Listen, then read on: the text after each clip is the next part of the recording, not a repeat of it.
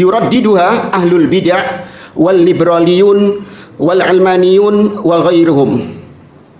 Tuduhan ini banyak dilontarkan oleh ahli bid'ah dari kalangan liberal, dari kalangan orientalis dan yang semisal dengannya, yaitu mereka mengatakan kepada ahlus sunnah, innakum raj'iyun wa harfiyun wa ashabu awraqin safra. Kalian itu wahai salafi, kalian ini adalah orang-orang yang terbelakang, nggak mau maju. Paham ya maksudnya? Kalian ini nggak bisa diajak maju. Orang-orang ini sudah pada modern semua, kalian masih kuno, ya kan? Masih terbelakang, masih kolot, masih tetap berpegang dengan yang sudah lama. Paham syubhatnya? Ya, karena orang-orang liberal ini suka membanggakan apa? Modern. Ya kan, harus dirombak. Islam ini, tafsir Al-Quran ini harus dirombak supaya sesuai dengan perkembangan zaman. Maka muncul namanya tafsir apa? Kok Hercules? Bukan. Nggak ada yang tahu tafsir hermeneutika. Ya, itu tafsirnya orang-orang liberal.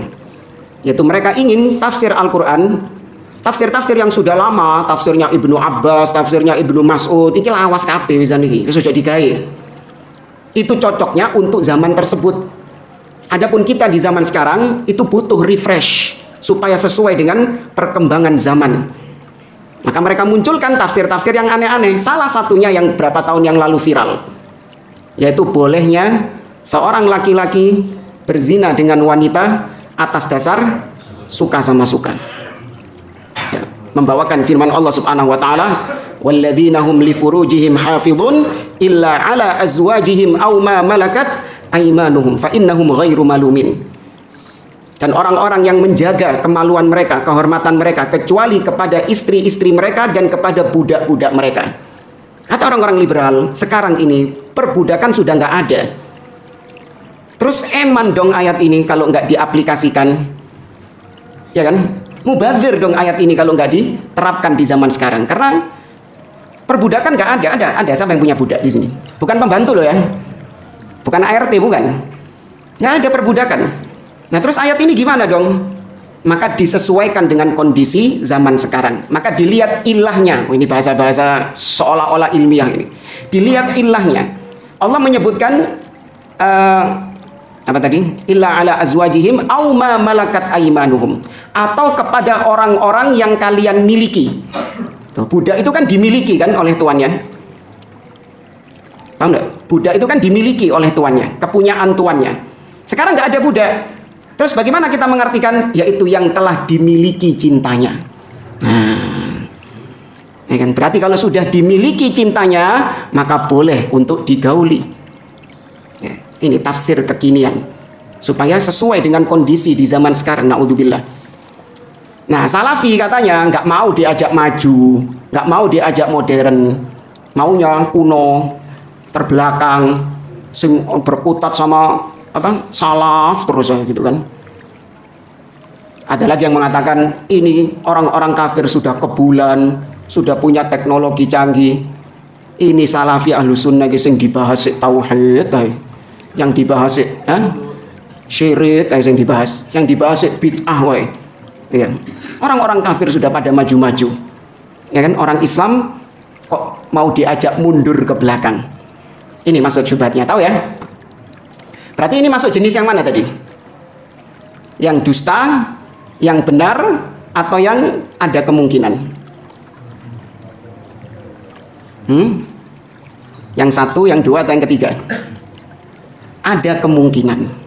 Bisa dibawa ke arah yang benar, bisa dibawa ke arah yang salah. Ya, maka kita lihat di sini kata beliau, hada lafdun mujmal. Kata Syekh Abdul Aziz Ar-Rayis, kalimat kalian yang mengatakan kami ahlus sunnah ini adalah kaum yang terbelakang, ini adalah kalimat-kalimat yang mujmal, yang global.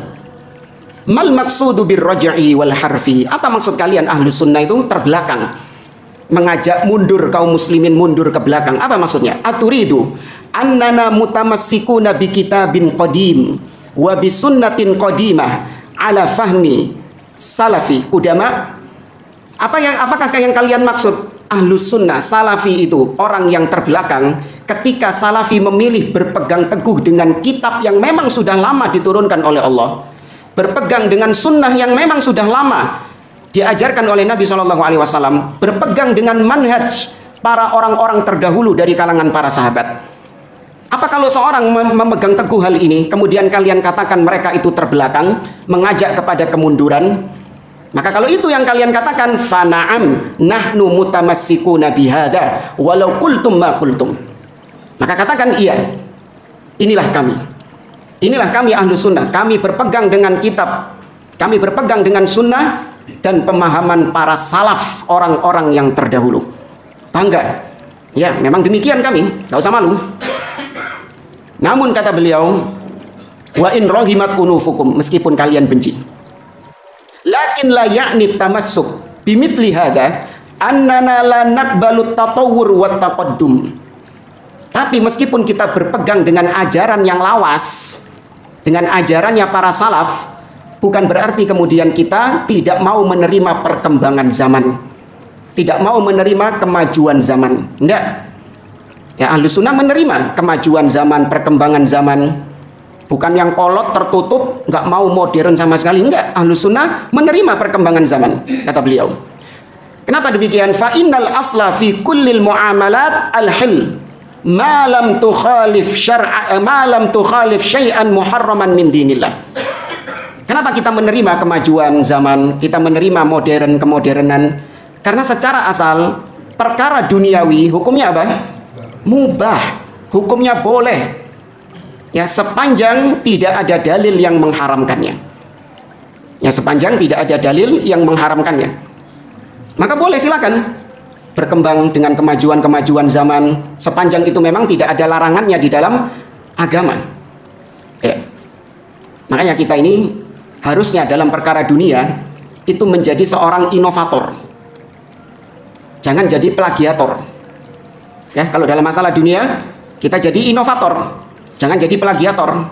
Tapi kalau dalam masalah din, dalam masalah agama, kita jadi apa? Plagiator.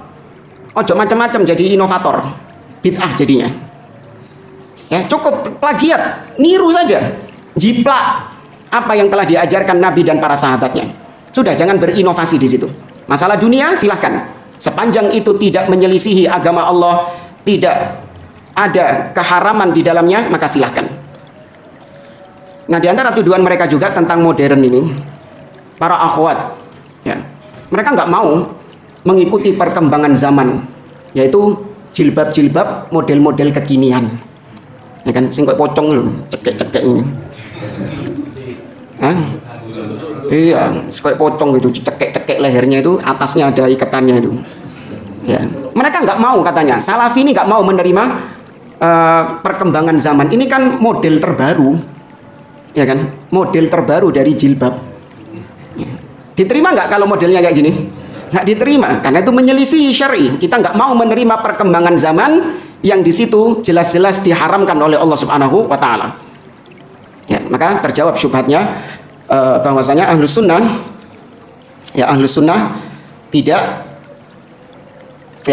tidak menolak secara total perkembangan zaman, namun juga tidak mentah-mentah menerima kemajuan zaman. Yang penting tadi kita berdiri di atas 3 landasan: kitabullah, sunnah Nabi SAW, dan apa yang dipahami oleh para salaf.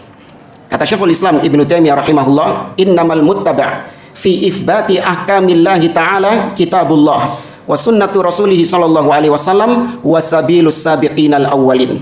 Fala yajuzu itsbatu hukmin syar'iyyin biduni hadhil usul tsalatsa la nassan wala istinbatan bihal. Intaha kalamu rahimahullah. Kata beliau, sesungguhnya yang diikuti dalam masalah agama, dalam menetapkan hukum-hukum agama cuma 3: kitabullah, sunnah Nabi SAW, dan jalannya generasi awal umat ini. Maka tidak boleh seseorang menetapkan sesuatu di dalam agama ini kecuali dengan 3 hal tadi. Nggak boleh. Ya, itu patokan kita. Maka modern-modern yang ada berkembang sekarang diterima, namun tetap dikembalikan kepada 3 hal tadi.